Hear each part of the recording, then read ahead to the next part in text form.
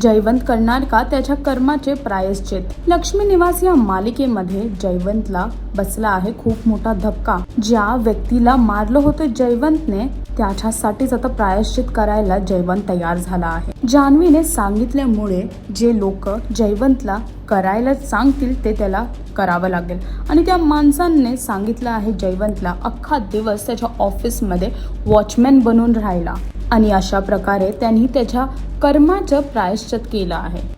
इथेच जयवंत बरोबर असं घडताना पाहून जान्हवीला फार सुख मिळते. जान्हवीचा डाव हळूहळू पूर्ण होताना दिसतोय. जान्हवीने जे काय काट रचले होते जयवंतसाठी ते सगळे पूर्ण होत आहेत. आता बघायचं हे आहे की लक्ष्मी निवास या मालिकेमध्ये पुढे जान्हवीने जे काय विचार केला आहे ते घडून येईल का हे पाहण्यासाठी तुम्हाला लक्ष्मी निवास ही मालिका पाहावी लागेल आणि अजून अशी लेटेस्ट अपडेटसाठी टेलीचक्कर रिजनला सबस्क्राईब करायला विसरू नका.